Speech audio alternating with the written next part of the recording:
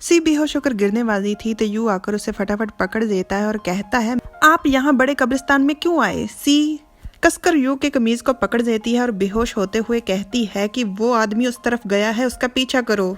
You अपना चेहरा सी के माथे पर लगाता है और मन में कहता है, इनको तो बहुत तेज बुखार है, और चिढ़कर सी से कहता है, आपको बिल्कुल एहसास नहीं कि आप कितने बीमार हो।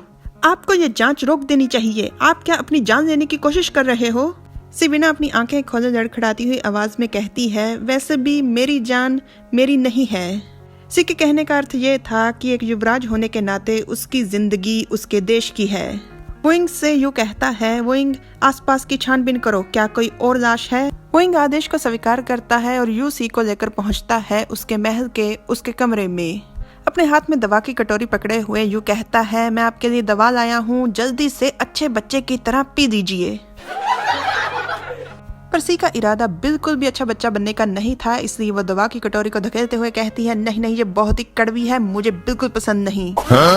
यू हंसकर कहता है, पर पीनी तो पड़ेगी। यू मन में कहता है, ये बिल्कुल प्यारी सी छोटी सी बच्ची की तरह व्यवहार कर रहे हैं। सी के सर पर बुखार चढ़ गया है, उससे सपने आ रहे हैं अपनी पसंदीदा मछली के, और वो उस मछली के पीछे भाग रही है। स्वादिष्ट मछली, मुझसे दूर मत भागो, मुझे तुम्हें खाना है। ओ, मैंने पकड़ लिया।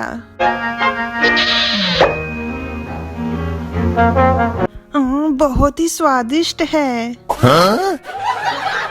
और इसे स्वाद के ख्वाब में सी दोबारा से लेट जाती है और यूं मन में कहता है, आपको अपने किए की जिम्मेदारी नहीं उठानी चाहिए?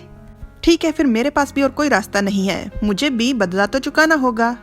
यूं जबरदस्ती सी को दवाई पिला देता है। अपने मुंह पर लगी हुई दवाई को पोंछते हुए रुई से कहता है, मुझे एक पानी की बाल्टी और कपड़ा लाकर दो, मैं युवराज को साफ करूंगा अपने हाथों से। रुई चौंक जाती है, वो पहले से ही हैरान भी थी और अब घबरा जाती है और मन में कहती है, अगर ऐसा होगा तो राजकुमार रिजेंट को तो पता चल जाएगा कि युवराज एक लड़की है।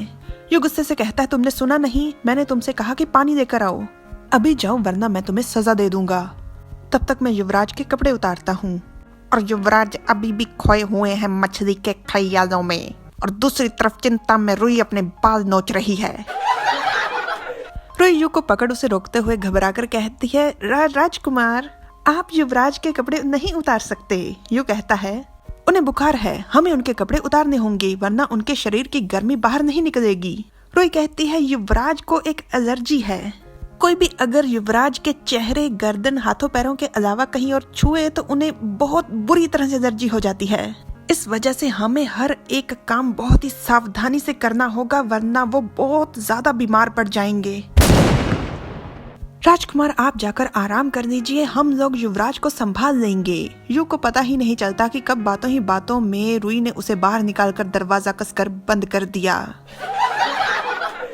यू विचार करते हुए कहता है, युवराज को कोई इस तरह की एलर्जी है कि वो किसी का स्पर्श बर्दाश्त नहीं कर सकते।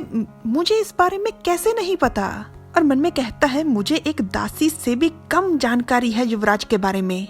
रुई लगातार दरवाजे पर कान लगाकर सुन रही थी। बाहर काफी देर से शांति थी तो वो कहती है, लगता है कि राजकुमार एजेंट आखिरकार चले गए। सी का पसीना पहुंचते हुए रुई कहती है, युवराज राजकुमार एजेंट तकरीबन आपके कपड़े उतार ही देने वाले थे। वो बहुत ही बेरहम पत्थर दिल हैं। अगर उन्हें पता चल जाता कि आप असल में एक लड़की हो तो उन्होंने तुरंत ये बात सबको बता देनी थी। वैसे यू को और बहुत कुछ सी के बारे में पता चल गया कि सी को एक एलर्जी है जो कि नहीं है, वो पता चल गया, पर खैर अभी उसे ये बिल्कुल नहीं पता कि सी एक लड़की है। Like, share, subscribe, comment. Thanks for watching. Bye bye.